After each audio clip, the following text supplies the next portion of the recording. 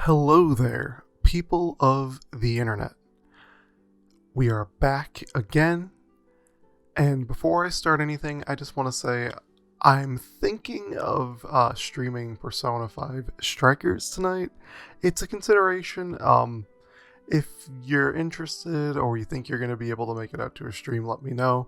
It's just this is like the first time in a couple weeks I've had some spare time, and Persona 5 Strikers was one of those games that I was really excited for and I wanted to talk about, but I didn't really have the opportunity to because I was super busy for a really long time. So jumping into it blind as it is now, I'm a big fan of the series and I like the Dynasty Warriors games. I would love to see how that unfolds in real time, and I think streaming it would be an interesting idea. Let me know if you're at all interested. In any case, on topic.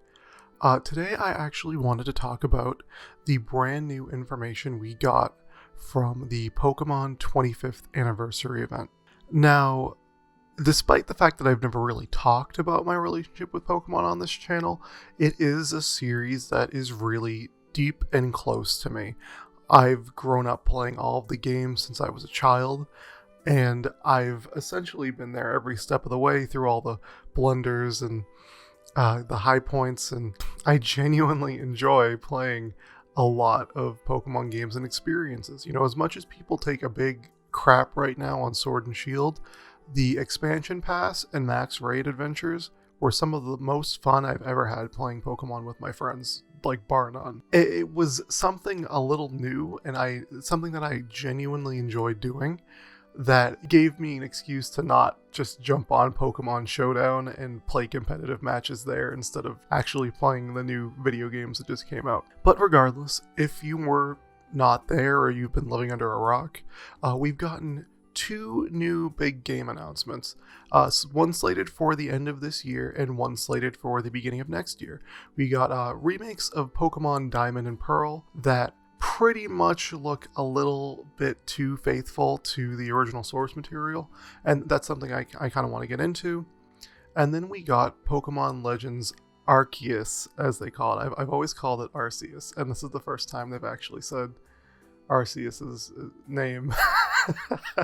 so for me, it's just a big culture shock, but in any case. And that seems to be a new pivot for Pokemon RPGs, and it seems to be taking a lot of inspiration from a lot of contemporary games. I'm seeing a lot of people throw out comparisons to Breath of the Wild when it comes to this, and I would say that's a good comparison, but I'd say there are a lot of other comparisons that could be made too that I kind of want to throw into the ring a little later as well.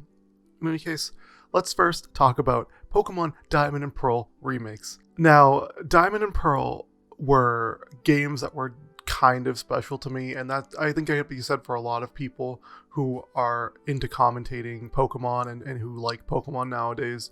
It's kind of one of the last big beloved generations because, well, one, it was the first instance of where competitive Pokemon kind of got its legs going, and it really felt like they actually cared about implementing certain mechanics and polishing that competitive aspect of the game. And for me, Diamond and Pearl was kind of that last hurrah for Pokemon in my childhood. It was coming out right around the time where I was cognizant of video game releases. Beforehand, I just kind of saw a video game and I was like, oh, this is new. But like I was keeping up with new cycles of games and things like that. And I knew that this was brand new. I was waiting for it and I picked it up day one. And it got me into so many different aspects of Pokemon aside from just playing the games casually. And it really threw me into essentially a whole new universe of discussing video games.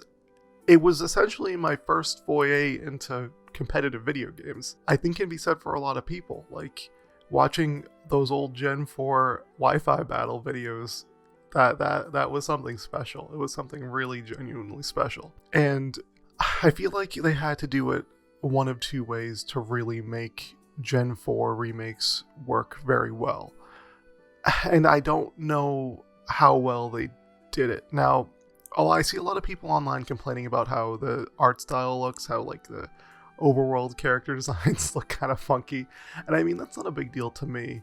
What I kind of am a little hesitant about is that it looks a little too faithful of a remake. It doesn't really look like they're doing anything to modernize Diamond and Pearl. And for some people, I think they're probably breathing a sigh of relief because some of Pokemon's ventures into remaking certain aspects of games really haven't worked out well for a lot of people. A lot of people kind of give crap to Omega Ruby and Alpha Sapphire for trying new things and making the game kind of branch off from the original creation. And I didn't like some things about those remakes, but a lot of the things I did like about those remakes purely had to do with the new things that they implemented and the new ways that they made the game function. You know, I liked that they included Mega Evolutions. I liked that the entire game's art style and the camera angles and the way that the game felt was just a little bit different while also feeling familiar. I didn't like how it dragged on really long, and I didn't really like some of the new changes they had made, but I thought that, you know, some of the new things that they tried were pretty good. And I was just afraid when I looked at the footage for these remakes that it seemed like a step backwards. You know, it didn't seem like they were really taking any efforts to make this stand out from the original Diamond and Pearl. I mean, it of course it looks HD. Of course, you know, their updated textures and everything, but it still has that same top-down camera angle. It still has kind of the same exact structure and layout. And I'm just afraid that if it's a one-to-one recreation, I won't really feel a desire to go back and experience it, or it won't feel like a new experience to me. It will just kind of feel like I'm playing the same game that I did over a decade ago now. I guess for some people that's okay, but for me, I would prefer that they at least try something a little new, because if they don't try something new in terms of the aesthetics and the way the game is created, they're probably going to try something new in the terms of, you know, all the things that people don't like about new age Pokemon. And I would prefer for them to, instead of staying too faithful, to at least try to differentiate this remake from the original in a way that felt really substantial.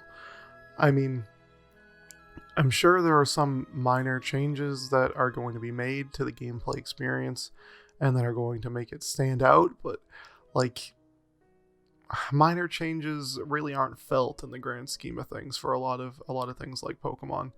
But, you know, regardless, I think I'm going to try to stay optimistic about the Diamond and Pearl remakes. They're definitely a generation that I enjoyed with Pokemon, and I want to see what they do with it to really make it feel special, different, new, whatever. Now, here's the big thing that everyone's talking about. Everyone's on about, and that is Pokemon Legends Arceus. Now, when I first saw that, and I don't know if anyone else thought this, but my first impression of that game was, is this like Digimon World? Like, it felt like it in terms of the characters, you know, going around and exploring the overworld and you coming across all these different Pokemon, and it almost looked like at first that the battle mechanic was more real time than it was turn-based, but when we saw the video later on, I guess it's just more like they're seamless battle transitions, which that's cool and everything, but I just really am hopeful that it doesn't look like it did today a year from now. Like, that footage looked roughed. Oh my god, that Chingling that turned into a JPEG in the middle of the trailer. The game ran at like 10 FPS the whole time. It looked like, you know, when you watch YouTube videos and they buffer and the video goes from like 720p to 144p. It was like that. It looked like that the whole time. And I mean, it's obvious the Game Freak are trying to stretch their limits a bit with the hardware that they're given, and it's cool that they're trying something new and they're trying to be ambitious, but, you know, like, I don't know about that one. I just hope it runs really well and it doesn't look like something that's running on a PlayStation 2 a year from now. But in terms of the concept that they're going for, I'm genuinely excited for it. I think that this game has the potential to breathe a new life into the Pokemon series that hasn't been there for a very long time. And again, I'm seeing a lot of people draw comparisons to Breath of the Wild, a big open world where, you have to collect Pokemon, maybe complete a Pokedex. And there are a lot of things I'd love to see in Pokemon Legends Arceus that would make it a really unique open world experience. Like if they kind of cop that Breath of the Wild style and they did like, oh well, you have to fight Arceus at the end of the game, and in order to get there you have to fight these 4 different legendaries in these different landmarks around the world, and you have to explore and go into these dungeons, and then inside of these dungeons you fight them and they give you a key or something that you go to then unlock to fight Arceus at the end of the game. That would be pretty cool. But to me, it's about what do they fill that open world with to make it interesting and exciting gameplay wise, because I don't know how enticing just going around catching Pokemon in the open wild in a seamless big open world, how much that would be enjoyable and how repetitive that would get very quickly. That's why, if the game includes little side objectives or, puzzles or just anything that makes it feel fresh throughout the entire experience and gives you things to do in the open world, I think that would be a major step forward, and I would love to see that. In terms of what it represents to me, I think it's actually a pretty brilliant marriage between what the wild area was in Sword and Shield and almost what Pokemon Go did and Pokemon Let's Go did. Pokemon Let's Go really did streamline how people caught Pokemon in that game. You didn't have to whittle down their HP. You didn't have to worry about random chances of catching them all the time. You just kind of encountered the Pokemon, threw the ball at them at the right time, and watched the counter go down. And it made the catching process very quick and easy.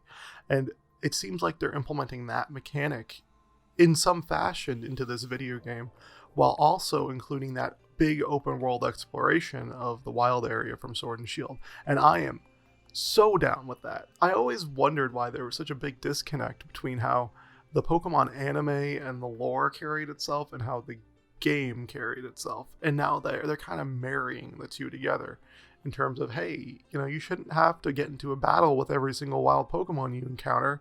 Instead, why don't you just catch them? And I fully agree with that premise. I think that's a great step in the right direction. Now, a big thing with the game is one of the things that they mentioned in the trailer was, we're gonna have you create the very first Pokedex in Sinnoh, which I'm wondering how that's going to work and how storage capacity and Pokemon carrying limits and things like that are going to work.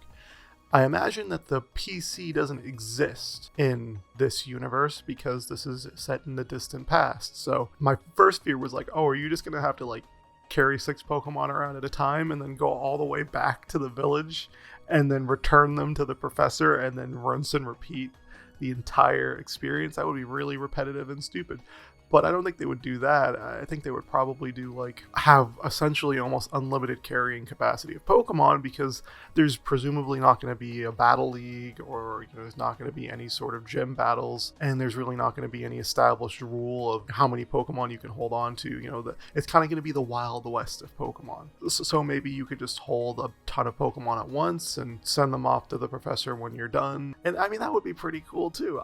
There are so many things I would love to see this Pokemon game do, and I want to know honestly with you guys too. What do you guys think this Pokemon game could do to really make it something special and great for Pokemon fans? Because a lot of people, including myself, for a long time have been talking about what if they do a open world Pokemon game, and I don't think we really knew what that was going to entail other than big open areas and doing battles and things like that. But now that we have it, what are the smaller things you want to see in a game like this? What are the small quality of life improvements or small details or things that can make you really feel like this is a new experience in a Pokemon game? In any case, I've had fun talking about this, and I'm definitely going to keep up with more Pokemon stuff in the future.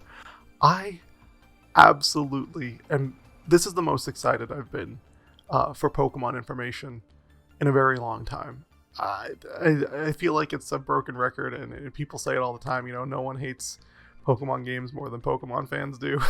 But for a pretty long time now, I feel like my expectations for Pokemon have been astronomically low, and I haven't really been impressed by them despite that for a very long time. It's always been like the bare minimum from Game Freak, and I mean, while that's sometimes fun and you just kind of play it and you're like, oh, this is neat, it's not really something that I want to see in a franchise that I think has a lot more potential than it actually does. And this is the first glimpse I'm seeing in a very, very long time of the Pokemon Company and Game Freak stepping up and really trying something that can push the brand and the concept of Pokemon to its limit and make it something unbelievably special. In any case, it was nice talking. Let's do it again sometime. Let me know what you guys think about the new Pokemon remakes and Pokemon Legends in the comments below. Let me know if you think you're going to be able to make it out to stream, and if you want to even see me stream Persona Strikers. It's just something that I was considering. I might not do it. It depends. In any case, thank you for watching. I will see you guys